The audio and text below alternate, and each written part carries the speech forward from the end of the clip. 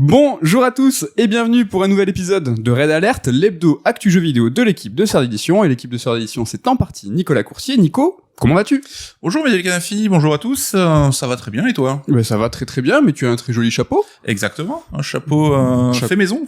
Presque fait maison, peu cher, mais qui fait quand même son effet pour Halloween. On a essayé un petit peu de décorer la rédac pour Un petit peu. Lundi prochain, c'est le jour d'Halloween, on vous montrera une petite vidéo de la rédac.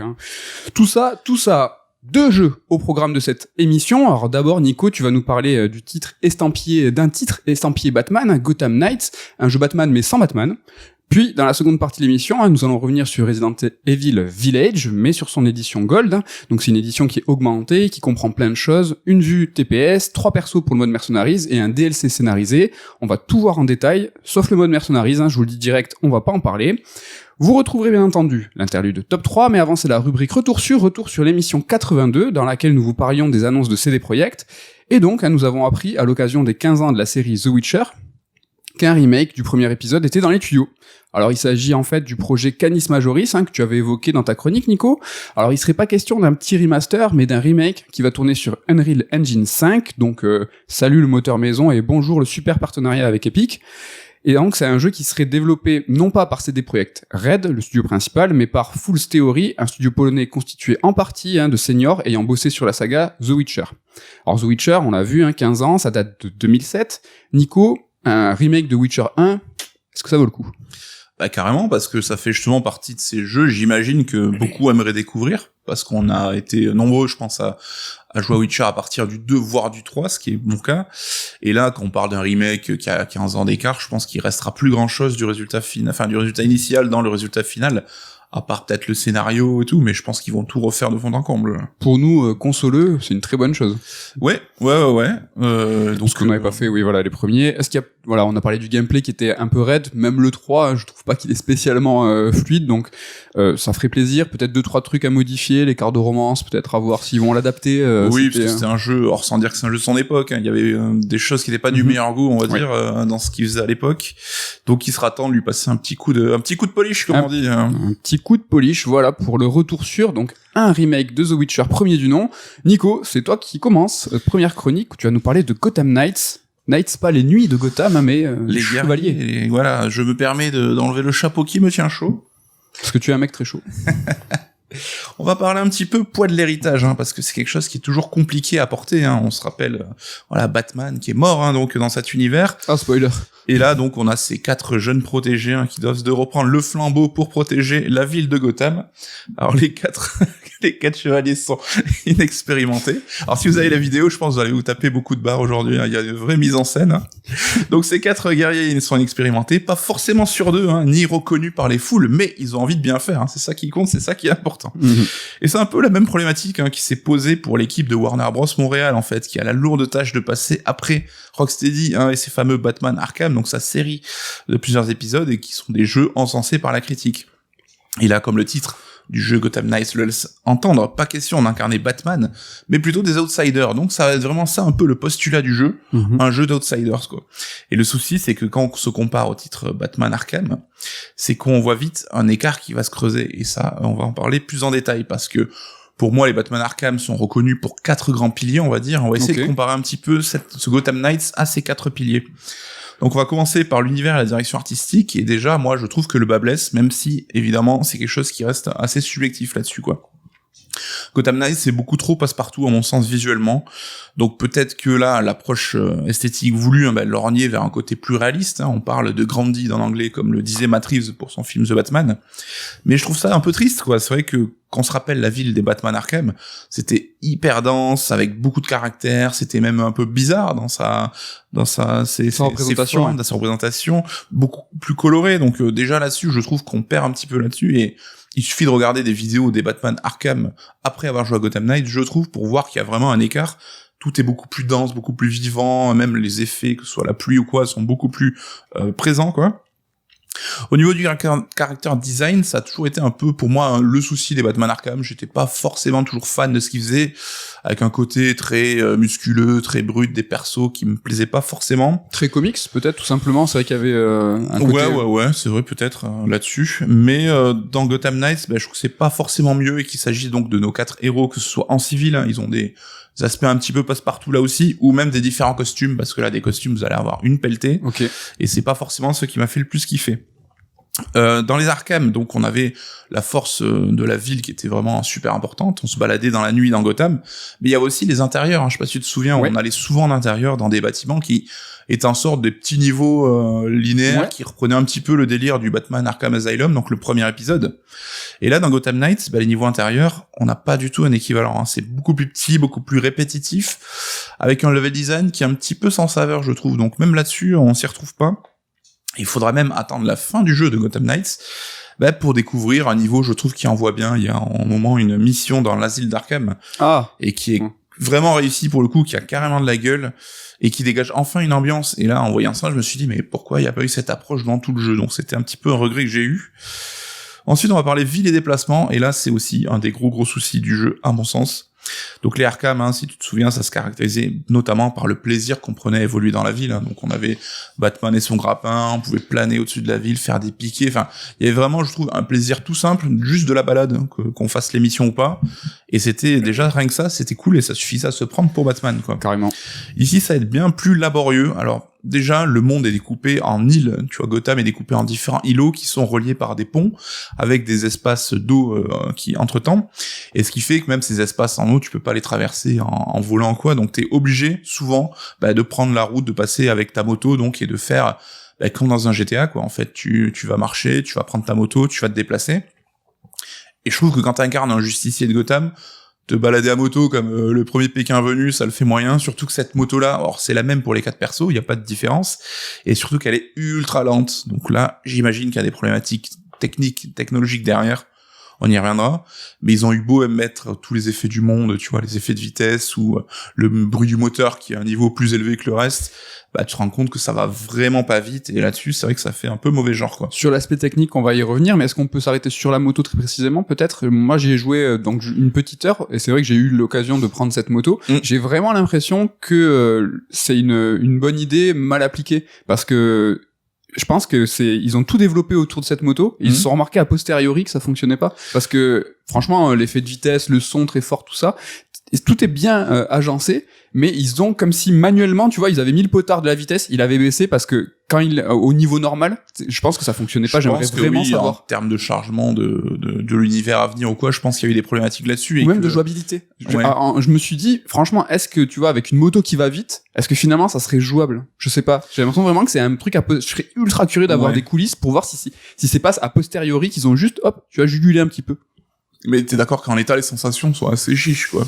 Ça va pas très vite. Et en ce qui concerne évidemment le grappin, il fait son retour, hein, et c'est marrant parce qu'il a même un rayon d'action qui est presque infini, hein, on peut grappiner des immeubles qui sont ultra loin. Ah ouais? Mais je trouve que le viseur, il est assez mal géré, hein, comparé au Arkham où c'était un peu plus intuitif. Là, il y a des fois où tu vas accrocher à un immeuble qui est pas forcément celui que tu voulais, et donc c'est un peu compliqué. C'est un peu moins naturel. C'est moins naturel et surtout tu peux pas planer en fait.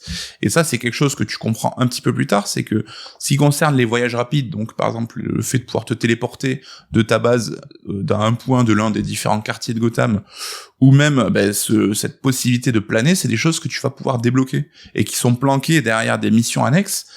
Et alors, là-dessus, vaut mieux vous prévenir du coup si vous faites le jeu, mais intéressez-vous là, à ces missions-là dès le début pour pouvoir vous faciliter la tâche, parce que sinon vous allez galérer pendant une partie du jeu. Et je trouve d'avoir mis ces deux fonctions-là derrière des trucs, des tâches annexes, c'est la pire idée, parce que tu vas restreindre toi-même la mobilité de ton personnage, et donner un premier avis qui sera négatif à ton sentiment de déplacement et tout, qui est très très mal géré, quoi. Donc là-dessus, il faut vraiment s'y mettre dès le début, parce que sinon vous allez vraiment galérer, quoi. Ça me rappelle Dying Light 2, où t'as vraiment des fonctions qui sont essentielles à la sensation de vitesse, de parcours, la glissade, ce genre de trucs. L'espèce de deltaplane qui arrive assez tardivement, au bout de quelques heures. Et comme tu dis, t'as vraiment tu te dis mais donnez-nous ça dès le début pour nous engager. C'est vraiment dommage. Et surtout, comme dans Dying Light, la glissade, c'est un mouvement on ne peut plus naturel, que dans la vie, jamais tu dirais je dois apprendre cette compétence. Là aussi, si tu veux imaginer le côté un peu roleplay, tu te doutes que des justiciers de Gotham, ils ont des moyens de déplacement aussi, là aussi plus avancés, quoi, et qui ont pas besoin d'être débloqués derrière des missions annexes, qui en plus, dans les intitulés, n'ont pas grand chose à voir avec le moyen de déplacement. C'est-à-dire, tu dois accomplir tel niveau d'une mode d'entraînement pour pouvoir t'entraîner au combo, et genre résoudre 5 crimes ou enfin, et à chaque fois, tu dois le débloquer par personnage. Ok, ah ouais. Et à chaque fois, là aussi, pour les voyages rapides, c'est dans chaque quartier, tu auras un endroit où tu dois analyser des drones, et une fois que tu auras analysé ces drones-là, bah, tu pourras te déplacer, faire un voyage rapide dans le niveau.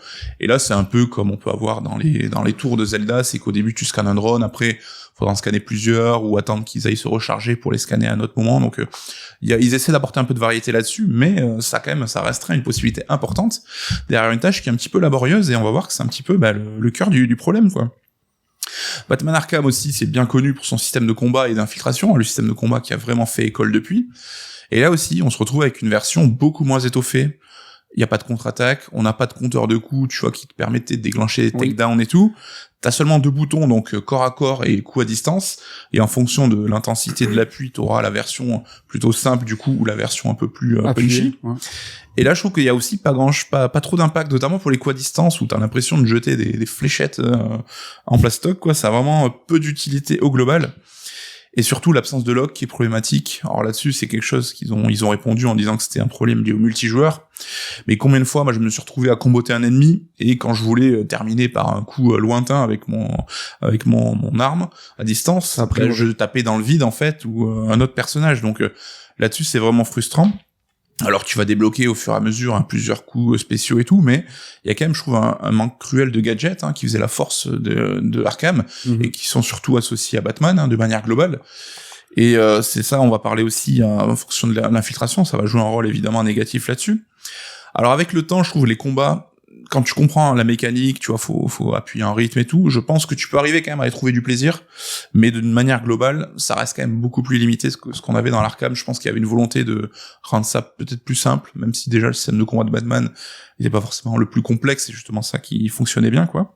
Est-ce qu'il y a plusieurs niveaux d'animation? Parce que voilà, sur ma petite heure que j'ai joué, j'ai quand même eu l'impression qu'il y avait plusieurs façons de prendre le perso. Il y avait des takedowns, comme tu disais, il y en avait quand même plusieurs quand tu prenais le personnage par derrière. Mais bon, sur 1 heure, j'en ai pas croisé, tu vois, j'ai pas eu beaucoup de doublons. Mais au final, sur 20 heures, est-ce que finalement, c'est un peu toujours les enchaînements, ou s'il y a quand même une belle variété? Je pense que les animations de combat, c'est un des points forts du jeu. C'est plutôt propre là-dessus. C'est vraiment, comme tu dis, il y a beaucoup de variations. Donc ça, c'est plutôt bien fait. Et on s'en lasse pas tellement. Le problème de ces combats, c'est que les ennemis, et surtout les boss, c'est des sacs à PV, en fait. Donc le jeu est indexé à un niveau de level. Donc si tu suis le level cap habituel, enfin normal, recommandé, t'as des combats de boss qui vont durer des plombes. Et ça, c'est un petit peu pénible. Surtout quand t'as un système de combat qui certes fonctionne, mais qui manque un peu d'impact et qui peut s'avérer un petit peu mécanique et rigide. Là-dessus, on peut pas dire que les combats, ça va être la partie la plus excitante du jeu, quoi. On revient sur l'infiltration, je disais, le problème, c'est que l'intelligence artificielle est assez laborieuse, donc tu peux en faire ce que tu veux. Ça fait longtemps que j'avais pas vu une IA aussi simple. Et c'est souvent où je me disais, j'arrivais sur une zone où je voyais 4-5 persos en dessous, et je me disais, non mais vas-y, j'y vais franco, je les défonce, ça me prendra moins de temps que de tenter une infiltration qui sera pas vraiment récompensante, donc autant y aller et taper dans le tas, quoi. Est-ce que tu avais des mises en scène qui t'obligeaient à faire de l'infiltration? Parce que dans les anciens Arkham, il y a certaines situations où c'était impossible de jouer bourrin parce que de toute façon il y avait trop de personnes, et puis t'avais un avantage clair à jouer l'infiltration. Là t'as plus des cas particuliers, ils vont te dire là te fais pas repérer sans forcément que ce soit totalement justifié. Donc ça t'est imposé là. Et c'est pas lié à un nombre qui serait de gardes qui serait supérieur à d'habitude ou quoi, c'est juste parce que cette mission là tu dois pas te faire repérer. Donc, mais bon, quand on se rappelle de Batman Arkham, on avait, tu sais, le frisson des gargouilles, on pouvait se poser dessus, regarder les autres, on avait des pièges que l'on pouvait un peu poser un peu partout, et on entendait les gardes même commencer à flipper au fur et à mesure de voir leurs potes disparaître, de voir des pièges exploser. Ça, c'est le délire de Batman, il est une ombre et il fait peur, quoi. Et ici, on a rien de tout ça, quoi. Alors certes, t'as des sortes de gargouilles où tu peux te poser aussi, mais tout est beaucoup plus simple et beaucoup moins percutant, quoi. Donc vraiment, là-dessus, t'as l'impression qu'on t'a retiré 3/4 des possibilités, quoi. Donc c'est vraiment frustrant, quoi. Est-ce qu'ils ont pas voulu se distancier de l'expérience Batman, justement, parce que voilà, ça fait partie de sa personnalité à Batman d'être une menace invisible. Là, les quatre élèves, on va dire, de Batman, ils sont moins caractérisés par ça, c'est pas des ombres. Ouais, mais ça aurait pu être cool d'avoir, tu vois, une montée en puissance où justement les 4 persos commencent de manière inexpérimentée, comme je le disais, un peu des outsiders, et qu'avec le temps, ça devienne des sortes de Batman à eux seuls, tu vois. Est-ce qu'ils ont des trucs à eux? Ils ont des trucs à eux, mais le souci, c'est que c'est un peu même ce qu'on pourra dire sur le lien avec Batman en général, c'est que le jeu reprend trop d'éléments des Batman de Rocksteady pour qu'on puisse dire, ok, ils ont voulu tenter une autre approche. Ok, d'accord. C'est que là, le seul truc qu'on peut voir, c'est ok, vous avez fait un peu la même chose, mais de manière moins réussie et plus light. Donc de manière générale, t'as aussi les 4 persos, et donc là, le gameplay va pas changer tellement, quel que soit le personnage que tu incarnes, et ça, c'est quand même assez dommage. Alors t'as bien les persos qui ont des compétences dédiées et des arbres dédiés. C'est dur de se concentrer, hein, si vous avez la vidéo. Mais dans les faits, quel que soit le perso que t'incarnes, ça change pas grand chose. Alors moi au début, je m'amusais à changer tous les chapitres pour pouvoir un peu essayer tout le monde. Donc tu peux changer à la volée. Et ouais, ça tu reviens dans ton quartier général et tu changes de perso. Et ton niveau est le même, quel que soit le perso. Les niveaux augmentent d'une manière parallèle, donc ça c'est cool. C'est-à-dire que si tu prends un perso que t'as pas utilisé pendant des heures, t'auras plein de points de compétences à répartir. Mais comme je le dis, c'est qu'ils sont trop peu différents dans la pratique pour apporter vraiment quelque chose. Alors on te dit, Nightwing c'est un peu le chef d'équipe, qui a des pouvoirs pour un peu augmenter la compétence des autres. T'as Robin qui serait plus sur l'infiltration, Batgirl qui fait du piratage. Oui. Vraiment dans la pratique, je trouve que ça change vraiment pas grand chose. Et très vite, je me suis retrouvé à rester sur Batgirl parce que j'avais débloqué des compétences que je trouvais vraiment plus intéressantes. Et voilà, je changeais pas vraiment là-dessus, quoi. T'as pas joué? Moi, j'ai joué Jason Todd, du coup, parce que voilà, c'est la brute, il a des guns et tout. Je voulais voir un peu s'il se caractérisait par ça. Et finalement, pas du tout. C'est celui que j'apprécie le moins à jouer, Red Hood. D'accord. Niveau mise en scène et scénario, là aussi, un des points forts des Batman Arkham, on a finalement ici peu de scènes vraiment marquantes ou d'interactions marquantes au global, hein. Finalement, on passe son temps à interagir un petit peu avec des randoms, hein, que ce soit des ennemis ou des PNJ. Et la galerie de persos, typique des Batman, elle est finalement pas trop exploitée. Et là aussi, c'est assez étonnant parce que on est souvent en train de se plaindre d'un trop plein de fanservice. Ici, presque, j'avais un manque, tu vois. Je voulais plus de vilains, plus de côté, plus d'ambiance à la Batman, en fait. Okay. Et cette identité Batman, je trouve, elle manque. Alors, est-ce que comme la DA, c'est un choix d'avoir une approche plus réaliste et plus pragmatique, on va dire, peut-être. Mais bon, c'est vrai que moi, ça m'a un petit peu manqué là-dessus.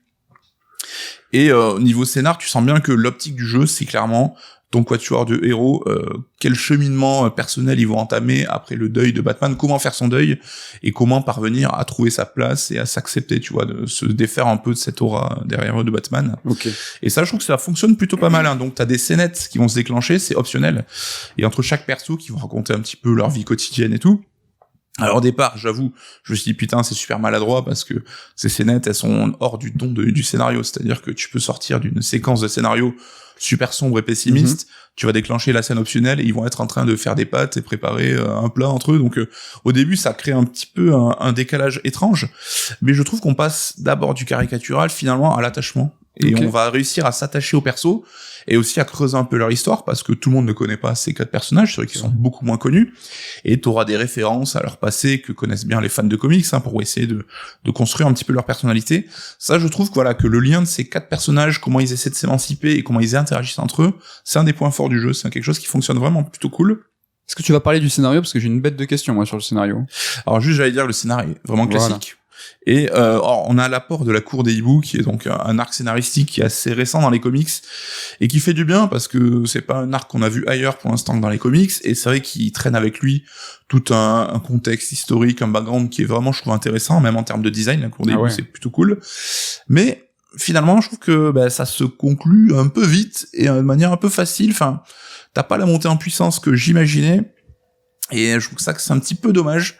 Donc là-dessus, ce qui est aussi compliqué, c'est quand même en fonction du perso que t'incarnes toi parmi tes 4 héros, le jeu fait comme si t'avais toujours le même personnage, tu vois, ça change pas vraiment. D'accord. T'as certaines répliques qui vont s'adapter un petit peu, mais tu vois, par exemple, j'ai commencé une mission où je vais chez le Pingouin, donc dans son club privé, où je défonce la porte, et quand j'y retourne avec un autre perso, en ouvrant la porte, il fait « Ah, ça y est, t'as appris à ouvrir la porte », alors que c'est le même personnage, donc là-dessus, voilà, ça reste assez simple. Après, je sais pas si t'es d'accord, je trouve les scénarios des Batman Arkham étaient pas forcément exceptionnels, hein, ils restaient plutôt classiques aussi, mais c'était par toutes les idées de mise en scène de Rocksteady qui apportaient un petit peu le piment et qui faisaient vraiment le sel de ces jeux-là. On avait l'épouvantail avec les séquences un petit peu de rêves qui restent dans les mémoires. On avait les énigmes de l'homme mystère qui venaient apporter vraiment quelque chose et un espèce de fil rouge dans toute l'aventure.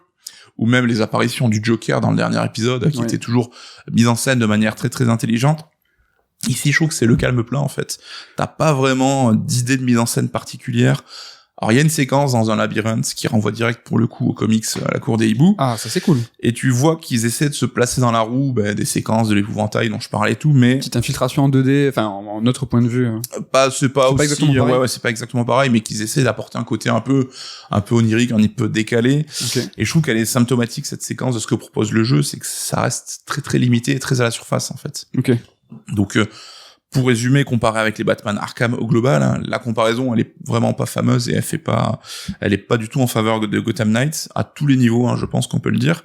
Et comme je te disais tout à l'heure, c'est que le jeu Gotham Knights, il emprunte trop à cette série des Batman Arkham pour qu'on ne puisse pas au moins faire la comparaison de base, tu vois. C'est vrai que ça peut paraître injuste comparé à d'autres jeux, hein, mais il se place tellement dans son héritage, je trouve qu'on peut pas ne pas voir la comparaison et regretter justement qu'on se retrouve avec une version moins aboutie, hein. Et même pour tout dire, je trouve que le Arkham Origins, qui était l'épisode justement développé par Warner Bros Montréal, donc la team qui fait Gotham Knights, et donc ce jeu-là qui est sorti en 2013, déjà je le trouvais plus réussi en fait. Donc en 2013, c'est il y a quasiment 10 ans, hein, donc ça commence à faire. Ouais. Et quoi qu'il en soit, ce Gotham Knights, il peut fonctionner, hein, je l'ai dit, les combats et tout, finalement, tu peux trouver du plaisir, mais ça sera toujours un plaisir très mécanique. Okay. En fait, ça fonctionne parce que voilà, tu te prends au jeu un minimum, mais ça sera jamais aussi brillant qu'Arkham, quoi. Et là, on peut se demander finalement si, à trop comparer le jeu avec les Batman Arkham, on s'était pas trompé de cible et trompé d'inspiration pour les devs. Et est-ce que ce serait pas plutôt du côté des Avengers, tu vois, du jeu Avengers de Square Enix, que les devs s'étaient un petit peu inspirés, parce que t'as déjà toute une surcouche multijoueur, donc Gotham Knights, est jouable à 2 joueurs. Tu peux faire tout le jeu en coop, y a pas de souci là-dessus. Moi, j'avoue, je ne l'ai pas fait en coop, parce que c'est pas quelque chose qui m'intéresse, donc peut-être que le verdict en serait chamboulé, et que le jeu en coop, c'est là où il trouve vraiment sa véritable saveur. En tout cas, si vous êtes un joueur solo, rassurez-vous, ça reste parfaitement jouable en solo, du début à la fin, comme un jeu Batman Arkham traditionnel, donc là-dessus, y a pas de souci. Même s'ils ont défavorisé certains choix en faveur de la coop, comme le lock. Le lock, apparemment les 30 FPS aussi seraient une conséquence là-dessus. Ça veut dire quelque chose. Ouais, mais pour revenir à la comparaison avec Avengers, tu retrouves pareil la surcouche de menu avec tes upgrades d'armes, des costumes à foison, tu sais plus quoi en faire. Tu ramasses des trucs et des machins, tu sais même pas ce que c'est, mais voilà, c'est quelque chose qui te permettra de créer des nouveaux costumes et tout. T'as du loot planqué dans des coffres que quand tu ouvres, ils brillent et tout, donc t'as tous ces trucs, tu vois, t'as des puces que tu peux intégrer sur ton costume, par exemple, pour augmenter tes stats, mais qui vont t'augmenter, genre, ton attaque de tant de pourcents, enfin, on trouve vraiment ce côté, je trouve, pas du tout sexy, en fait. Et surtout, le principal problème, c'est que t'as ce côté aussi répétitif des missions, où entre 2 moments peut-être un peu plus grandiloquents, on va te dire, va casser la bouche à tel mec, pour prendre du skill, de l'XP, du level. Et finalement, c'est pas très très intéressant, quoi. Donc, c'est vrai que comme moi, Avengers, j'étais tombé dans une espèce de routine et j'avais fait le jeu finalement. Mais c'est quelque chose que tu fais, comme je disais, de manière très très mécanique. Tu vois tes jauges qui montent, tu vois tes niveaux monter. C'est vraiment le côté purement endorphine, quoi. Mais c'est pas très très gratifiant. Donc là-dessus, c'est un petit peu un problème, quoi. Ok. Et c'est vrai que là, je me dis, tu vois, si les devs ils m'écoutent, ils vont dire, mais arrête de comparer à Batman Arkham ou aux Avengers, parle de notre jeu tel qu'on a voulu le faire, quoi. Oui. Et là-dessus, je peux comprendre, mais je trouve que ça se compliquerait là aussi, parce que qu'est-ce que Gotham Knights apporte réellement de nouveau? Vraiment pas grand-chose, hein. Je trouve que déjà, le jeu, il pêche par la manière dont il communique et transmet les infos aux joueurs.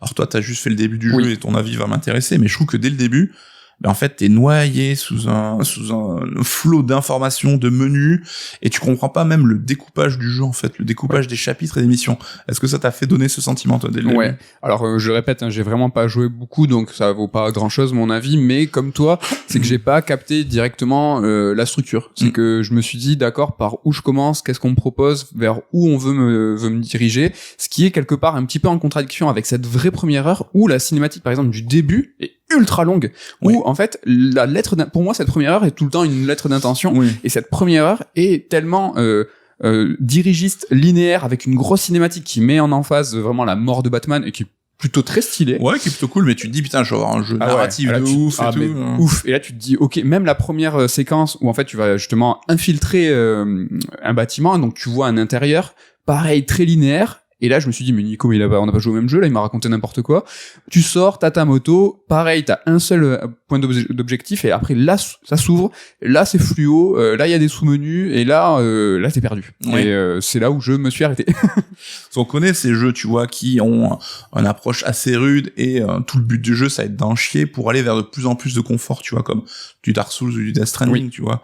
Mais c'est des jeux, justement, qui, le retour sur investissement va être proportionnel, et à chaque fois, c'est là où tu vas t'en sentir vraiment récompensé. Oui. Bah, ici, t'as cette approche laborieuse au départ, mais le retour sur investissement, finalement, il ne vient jamais vraiment te récompenser là-dessus. Et faut vraiment aller un petit peu à la filoche au début pour essayer de faire le tri et comprendre.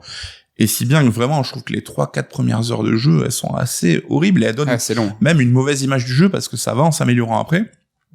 Et il faut vraiment attendre d'avoir compris les systèmes et que débarque la cour des hiboux pour que ça s'arrange un petit peu.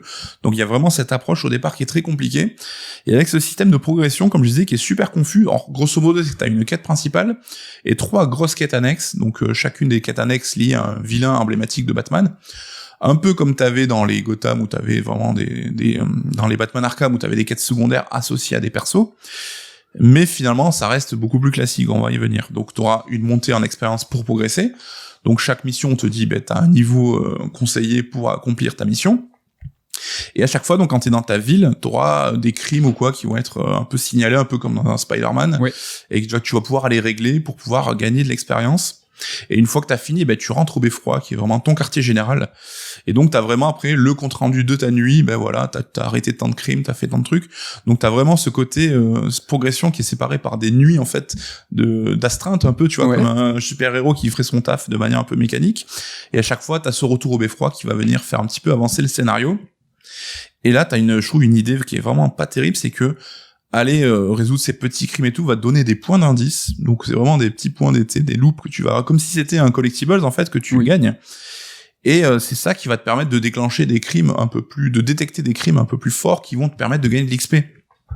C'est-à-dire que t'as une mission, par exemple, te dit retrouve tel juge, et c'est pas va à tel endroit de la carte pour la retrouver, c'est que tu vas devoir aller voir un crime commis par des malfrats random. Okay. Tu leur casses la bouche, tu interroges un mec qui va dire ah non, la juge, je sais pas où elle est. Hop, tu vas dans un nouveau quartier, pareil, tu casses la bouche, ah oui, la juge, elle est là. Et en fait, le jeu t'oblige constamment à faire des petites missions complètement nulles et inutiles pour faire progresser son intrigue. Et c'est des choses qui vont te bloquer le passage, en fait. C'est-à-dire que tu pourras pas progresser dans l'histoire tant que tu n'auras pas résolu ces trucs-là. Donc tu te poses dans le quartier, tu détectes les crimes mineurs et tu vas les confronter pour pouvoir progresser dans le jeu, quoi.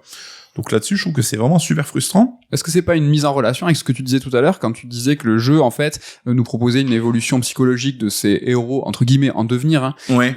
Le jeu peut-être nous propose le quotidien de ces héros, essaye de nous montrer qu'en fait il faut aller charbonner, que petit à petit t'es pas Batman comme ça, et que c'est en résolvant des petits crimes que tu vas finalement réussir à trouver après un plus gros poisson. La réflexion se tient, et ça rejoint ce qu'on disait sur l'ADA, le côté beaucoup plus terre à terre et pragmatique. Mais on est quand même là pour s'amuser quand même dans un jeu vidéo, et encore une fois, quand t'incarnes un justicier comme Batman et sa clique, tu t'attends à vivre une aventure peut-être qui sorte un peu de la norme, tu vois, que t'es pas juste dans GTA en train de faire le civil presque qui court après les ennemis. C'est laborieux. C'est laborieux, c'est que t'as pas envie de faire ça en fait, et de t'imposer ces moments-là pour avancer dans le scénar, quoi. Ok. Et y compris pour les activités annexes, je parlais de ces 3 quêtes qui mettent en avant des persos secondaires. Souvent en fait c'est genre t'as une quête qui met en scène Harley Quinn, tu vas la voir dans la première mission rapidement et dans la dernière mission tout à la fin. Mais entre temps t'as eu 4 missions où tu devais arrêter des braquages de banque de mecs random pour débloquer la prochaine étape. Donc finalement même là les persos secondaires du lore Batman, tu les côtoies pas tellement en fait. Et en fait le problème c'est que le jeu, sa seule manière de t'imposer du challenge ou de te procurer du divertissement, c'est forcément de casser la bouche à des gens.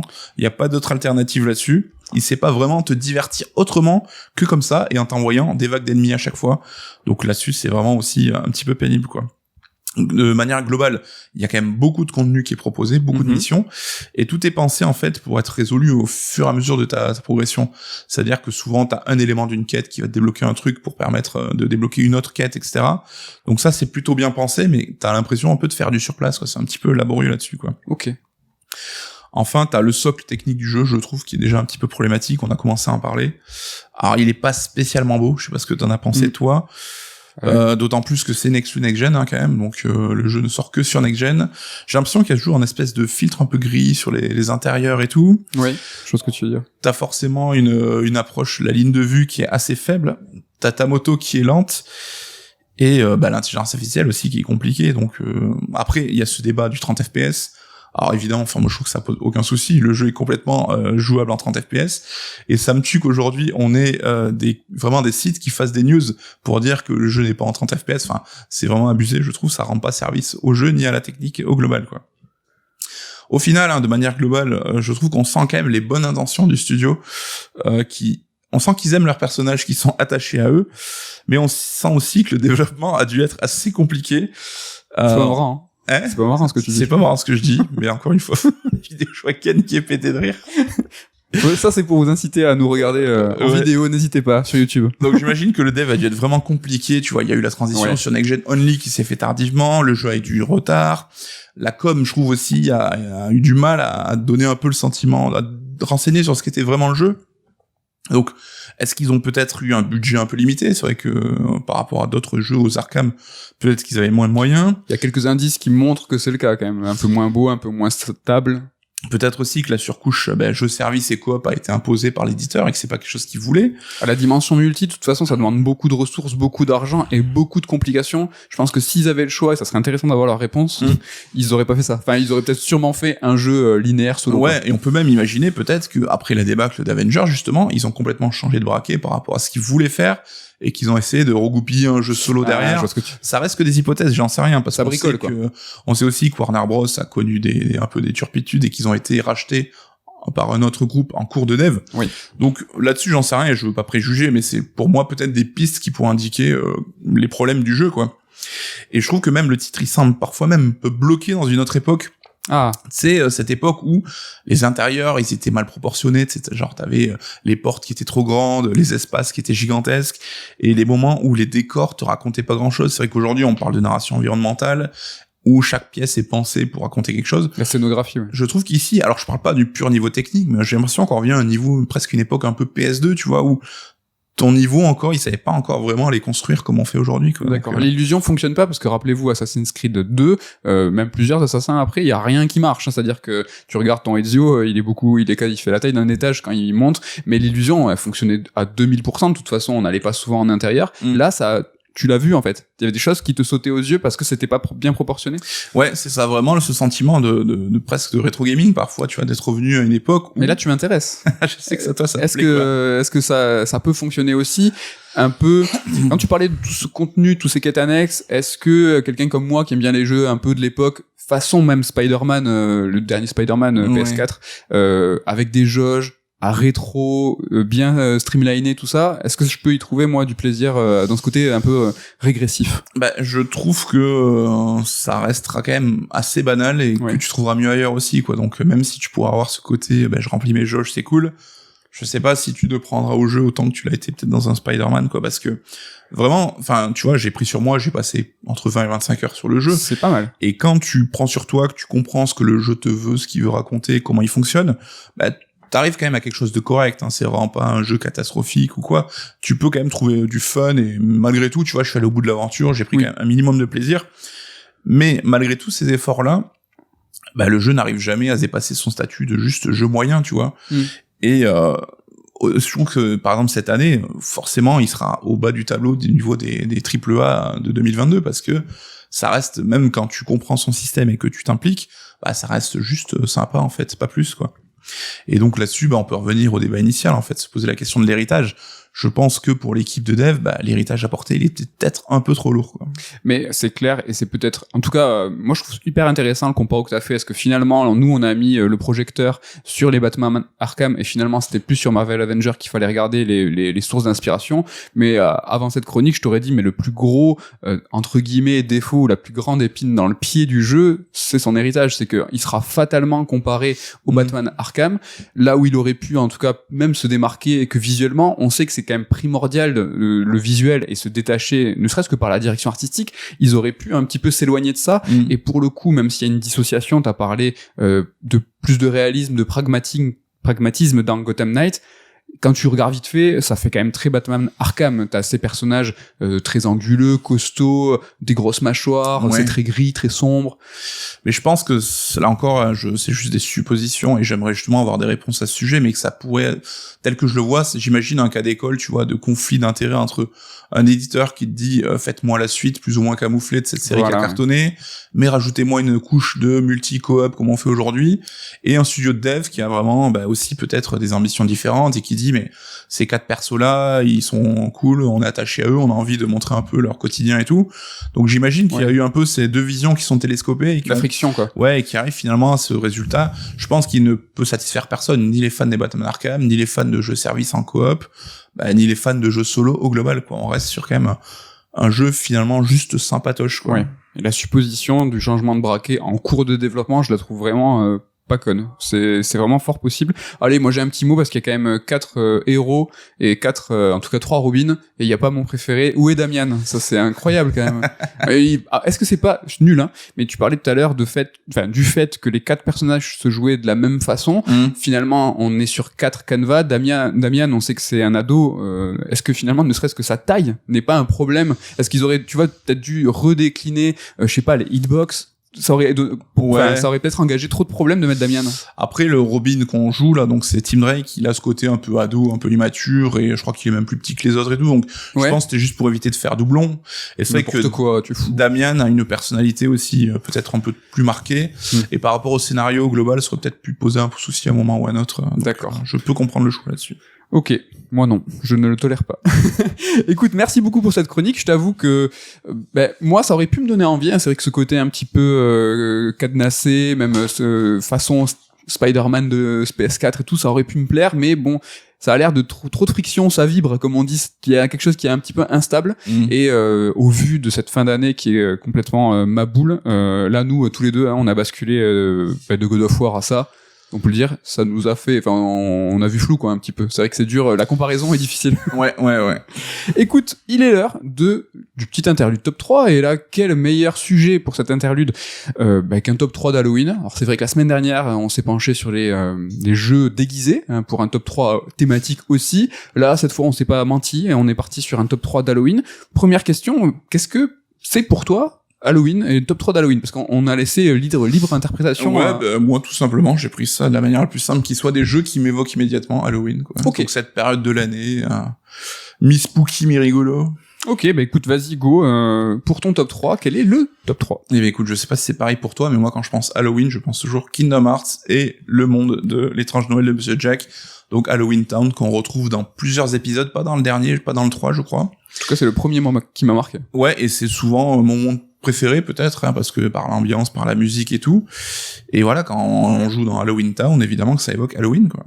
Carrément, écoute, il était dans mes mentions, hein, si tu ne l'évoquais pas, mais je suis carrément d'accord avec toi. Mon troisième jeu, et moi, mon interprétation d'Halloween, c'est qu'il y a vraiment un rapport à l'enfance. Moi, c'est très important qu'il y ait cette ambiance de on va chercher des bonbons déguisés, ce côté un petit peu enfantin. Mon top 3, c'est Too Dark, un jeu de Frédéric Reynal que je n'ai hélas jamais fait, mais qui me fait très envie, qui s'était un petit peu fait descendre en flèche par la critique, mais pour moi, Too Dark, dernier jeu en date de Frédéric Reynal, évoque vraiment Halloween, même si je crois que c'est pas du tout dans la thématique, mais on est sur un jeu où en fait on va essayer de sauver des enfants qui sont pourchassés par des serial killers. Alors oui, il y a pas de citrouille certes, mais tu vois dans ce filet, voilà, et ce côté aussi un petit peu enfantin. Ce qui paraît, il est très difficile. Hein. Je n'y ai pas joué non plus, mais c'est un peu ce qu'on pourrait lui reprocher. En tout cas, il me fait envie. Go pour ton top 2. Mon top 2, alors je pense que tu le partages aussi, c'est Medieval. Donc évidemment l'aventure PlayStation Sir Daniel Fortesque. À l'époque, quand déjà on disait c'est presque un jeu Tim Burton, quoi, autant par la direction artistique un peu biscornue que par sa musique. Donc évidemment, voilà, on est en plein dans le délire Halloween, donc on incarne quand même un squelette. Un squelette, un jeu très drôle, hein. On a déjà évoqué les jeux marrants dans un top 3. Je sais pas si on l'avait lui mentionné, mais franchement, c'est un jeu qui a mourir de rire. Ouais. Qui est trop bien, qui est développé par c'est Guerrilla Cambridge, donc qui a été renommé depuis, donc c'est quand même rigolo de savoir ça, et ses suites. Donc voilà, vous le retrouverez, je vous le dis, en première place. Donc pour ma part, le second jeu, c'est un jeu qui s'appelle Zombies, et qui est en VO, alors les zombies ont mangé mes voisins, mais nous, en France, on l'a connu sur le nom Zombies, donc évidemment, la version Mega Drive, et moi j'évoque un jeu de 93 qui a été développé par Lucas Game. Et en fait, moi c'est un jeu j'ai adoré à l'époque, et franchement, c'est un jeu qui me faisait peur. Je sais pas pourquoi, parce que ça fait pas spécialement peur, mais en fait, voilà, tu joues des gamins, c'est un peu un run and gun, mais vu du dessus, dans top-down, et franchement, je flippais. Moi, je sais pas pourquoi, il me faisait peur, alors que c'est très très coloré, très très joyeux. Ouais, mais chaque ennemi, ça représente un peu un cliché de tueur et tout. Donc alors exactement, t'as un max de références à Romero, t'as Jason, t'as Chucky, et comme tu le dis, t'as des grandes figures de l'horreur, mais souvent sous le vernis de la parodie. Voilà, j'étais gamin, il me faisait flipper. 93, non ça va, j'étais gamin. J'allais dire, j'étais ado, mais non, j'étais gamin. Voilà, Zombie sur Mega Drive, c'est mon top 2. Et quel est ton top 1? Mon numéro 1, ben là je me suis dit, tu veux jouer à Halloween, donc être dans l'ambiance et tout, quel est le meilleur jeu qui peut se plier à ça? Ben c'est Luigi's Mansion 3 pour moi. Je pense qu'on répète souvent que c'est un jeu excellent et peut-être même un peu sous-estimé, hein. On n'imagine pas toute la richesse de son propos et sa richesse de gameplay aussi. Et donc là on est en plein dans l'ambiance mi-flippante, mi-on se marre quoi, donc c'est vraiment le propos de la licence. Et ouais, je pense que c'est le jeu le plus solide, voilà, en termes de gameplay, quoi. Eh ben, écoute, moi, mon top 1, c'est Medieval, on l'a évoqué. Luigi's Mansion 3 était dans mes mentions parce que si on a une occasion de parler de Luigi's Mansion 3, il faut le faire, tu l'as dit, moi je pense qu'il est clairement sous-évalué parce que c'est tout simplement un chef-d'œuvre. Jouer à ce jeu, il est exceptionnel.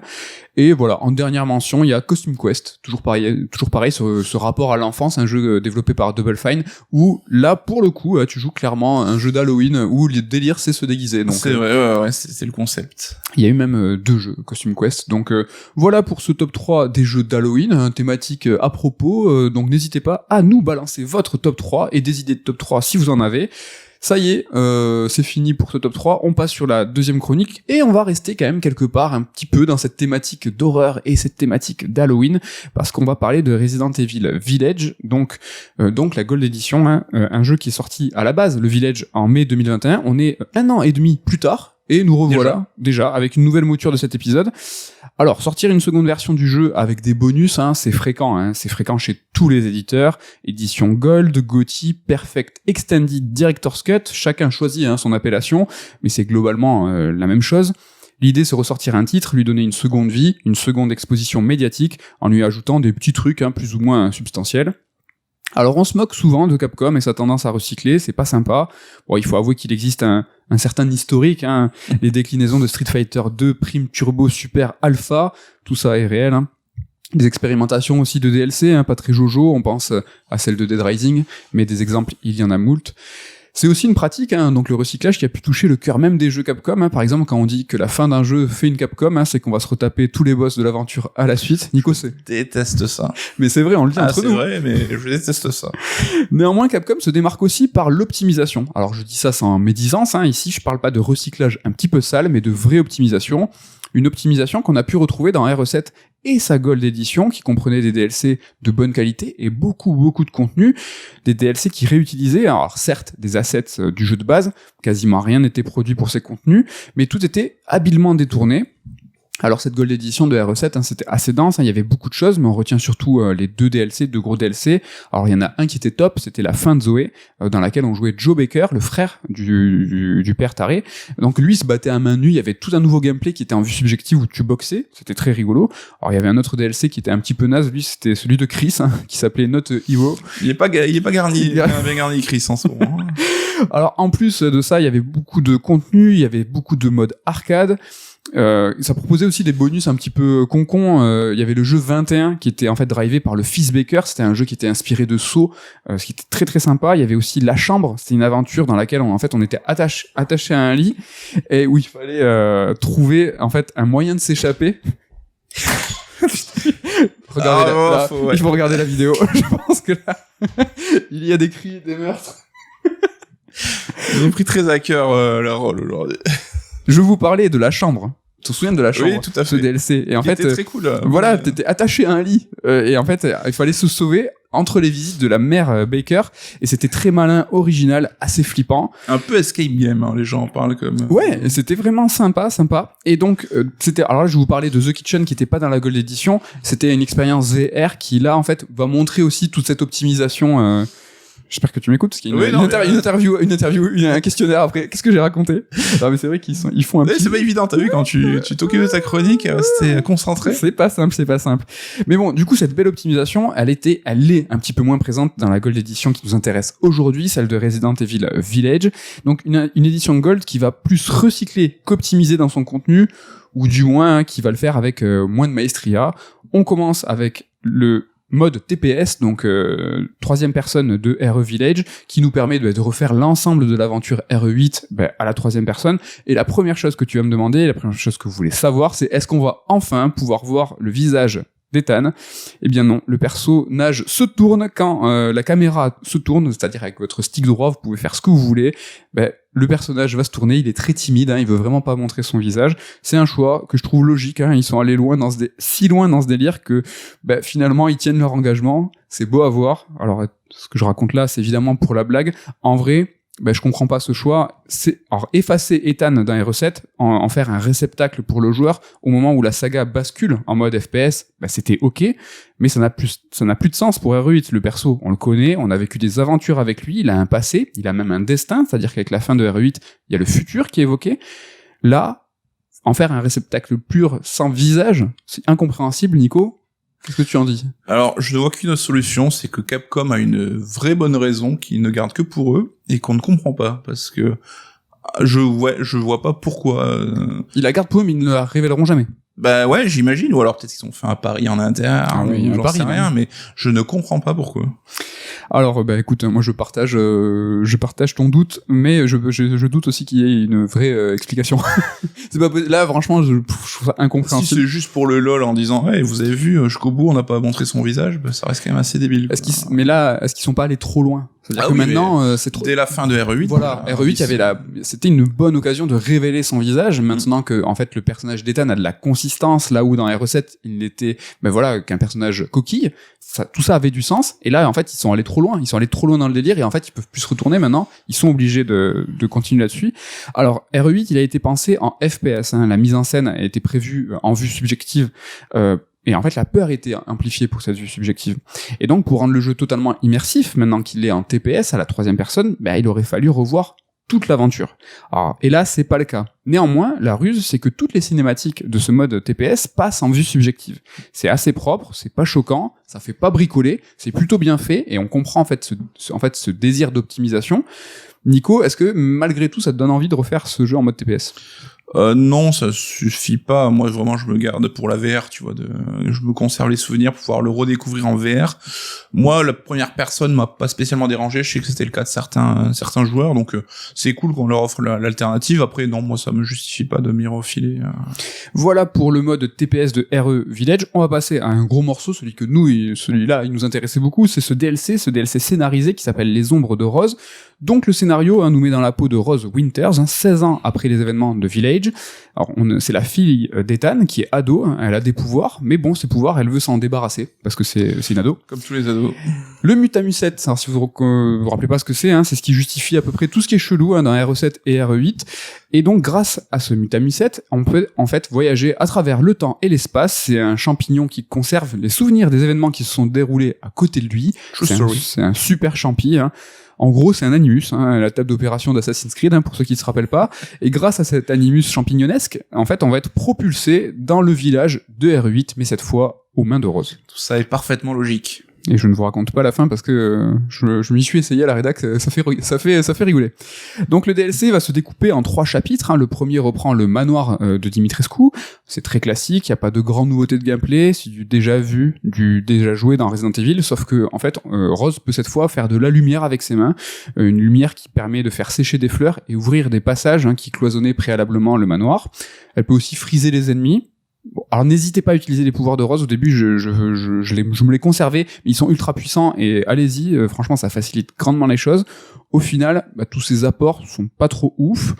En nouveauté, pas très nouvelle, on peut aussi noter la présence d'un esprit qui va nous aider, un mystérieux esprit. L'esprit va se manifester par écrit, en fait. Des phrases de lumière vont apparaître directement dans les niveaux, et son soutien se fera par du support en vie, en munitions, on va aussi nous ouvrir des passages.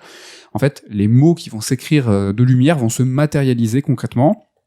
Et si ça vous dit quelque chose, si ça vous rappelle un autre DLC d'un autre Survival Horror, c'est exactement ça. Ça rappelle carrément les DLC d'Alan Wake, mais des DLC qui étaient, à mon sens, un peu mieux amenés, parce qu'ils étaient un petit peu plus logiques dans l'écriture. Alan Wake était un auteur perdu dans une dimension parallèle qui matérialisait ses écrits, donc transformait des mots. Je trouve que ça avait un petit peu plus de sens. Et le grand méchant de ce premier segment du DLC, alors ce n'est pas Dimitrescu, même si on est dans son honneur, c'est un autre perso qui est connu. Je vous garde les quelques surprises quand même si on n'aura plus de nouvelles dès le second segment du jeu. Alors, ce grand méchant va aussi s'adresser à nous à travers des télés un petit peu rétro, oui, les mêmes que celles de la 4e dimension, les mêmes que celles d'Alan Wake. Voilà, c'était tout simplement pour remettre les pendules à l'heure. Je pense qu'ils ont joué au remaster qui est sorti il y a 1 an et demi.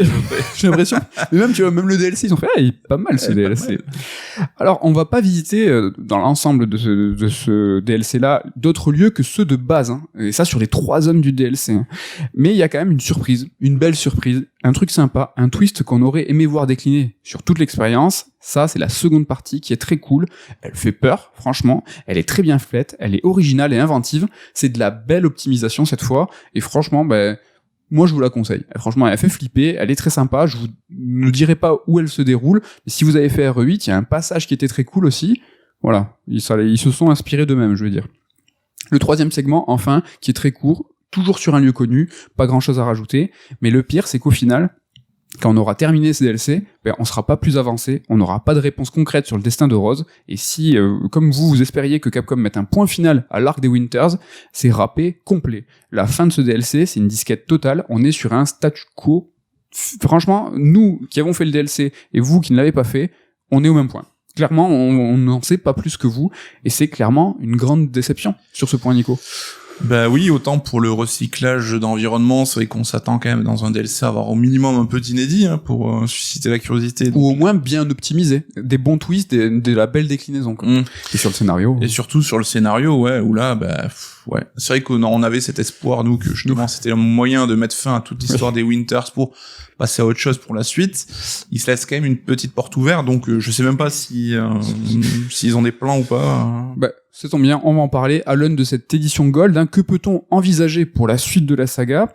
Alors, ce mode TPS en premier lieu. Le TPS, chez Capcom et chez Resident Evil, revient en force. Capcom insiste et enfonce le clou en nous proposant en bonus une vue TPS pour Village, mais en nous imposant cette vue pour le DLC. Et ça, c'est pas rien, ça doit vouloir dire quelque chose.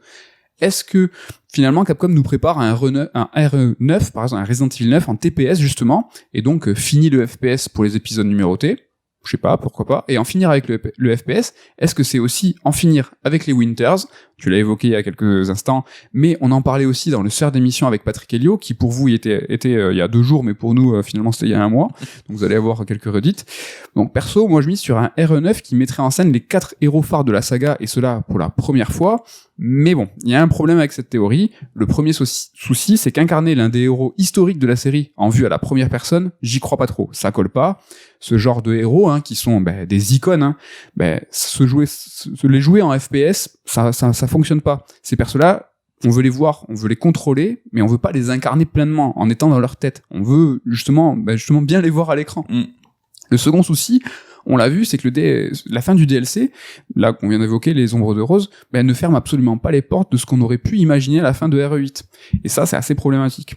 Et toujours sur cette histoire de point de vue, il faut noter que cette alternance entre un jeu canonique en FPS et un remake en TPS, c'est plutôt pas mal niveau vente.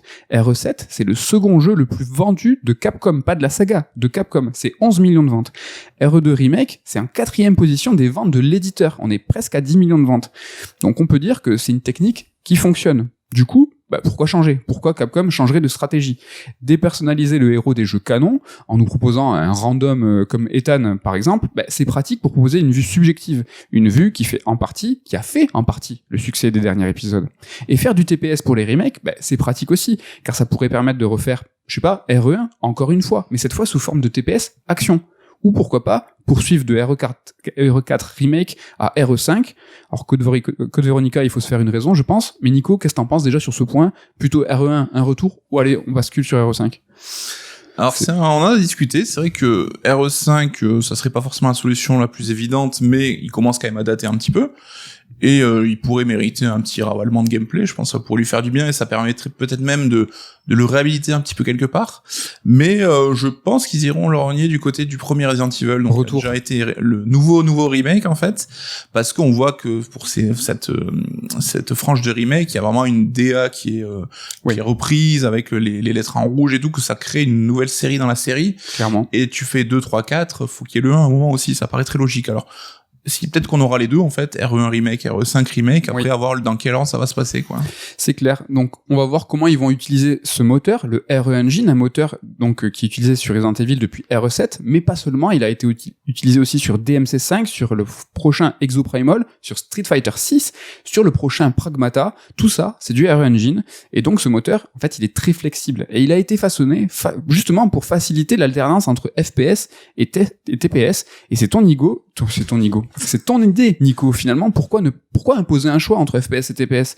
Est-ce que les prochains épisodes nous permettront peut-être de switcher entre une vue FPS et une vue TPS au choix, comme cette édition Gold? Alors, un petit mot, c'est pas un switch à la volée, hein, il faut passer par le menu. Ah, d'accord, ok. Ouais, c'est pas, t'appuies pas sur un bouton et c'est cadeau, hein.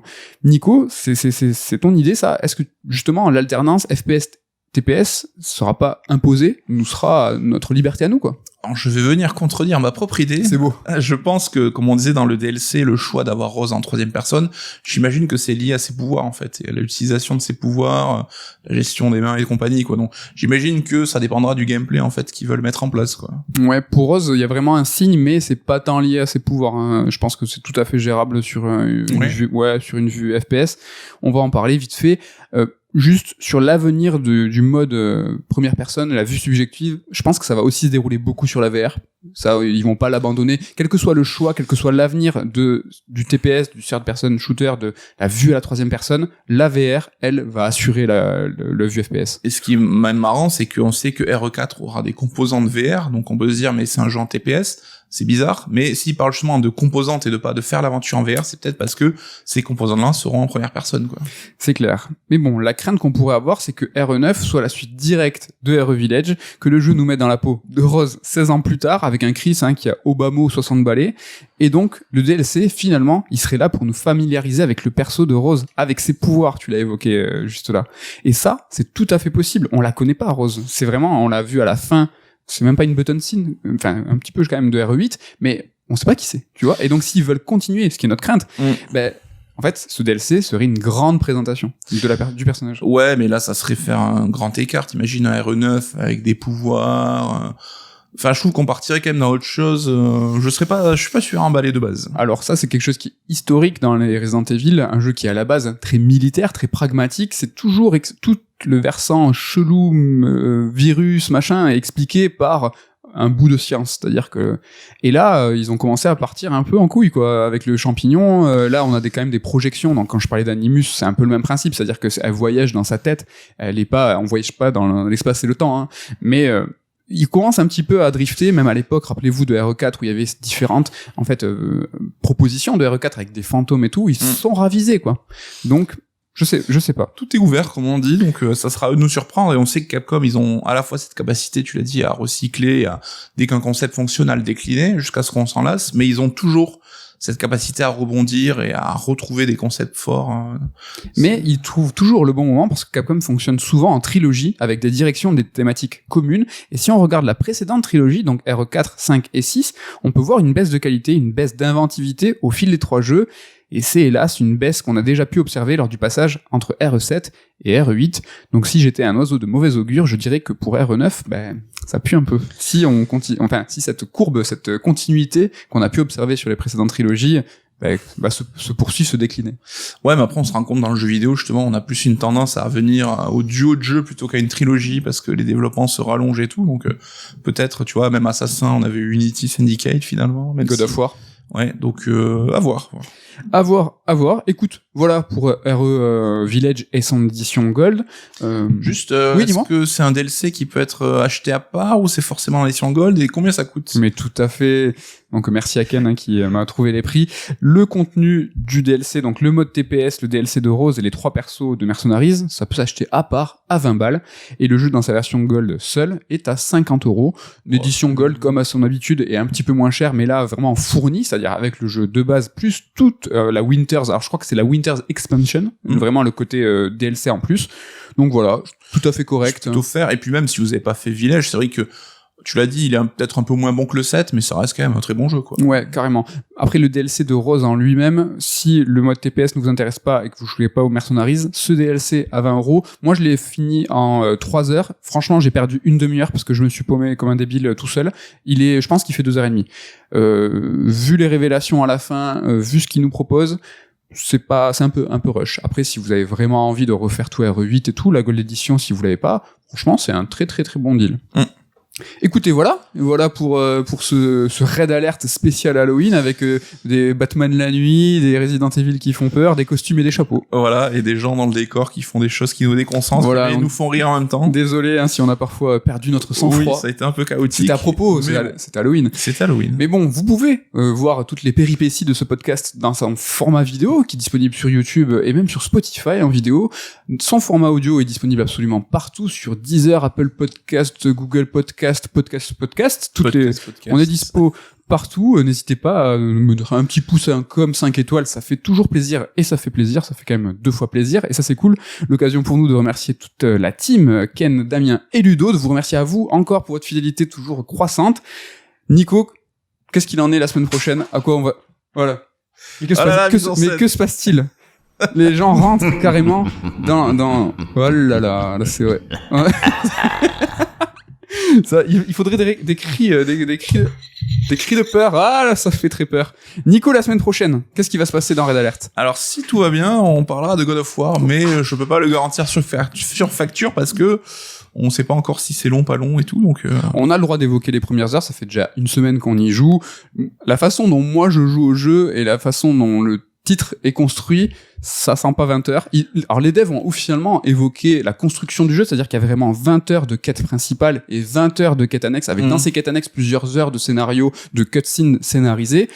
On a envie de découvrir ça et on n'a pas envie forcément de rusher, donc... Exactement, ça donne envie de poncer peut-être plutôt 30-35 heures plutôt que 20, on verra. Donc si c'est pas la semaine prochaine, ce sera celle d'après. Voilà. Mais on trouvera quelque chose d'ici là pour la semaine prochaine, évidemment. Voilà. Alors en tout cas, si je t'accompagne pas dans une sorte de raid alert spécial où tous les deux on va parler de God of War, sûrement la semaine prochaine, en fonction de ta chronique, moi je vais évoquer et enfin parler de Mario et Lapin Crétin 2, Sparks of Hope, un titre aussi que j'ai pris le temps de faire, qui est finalement un petit peu long, et je vous le dis d'emblée, ça sera même l'angle de ma prochaine chronique. C'est un chef-d'œuvre, et le jeu est exceptionnel, et je vais juste vous lister le pourquoi c'est un chef-d'œuvre. Donc si vous avez l'occasion, n'hésitez pas à y jouer. C'est un titre excellent, un titre qu'on évoquera sûrement la semaine prochaine ou dans 15 jours.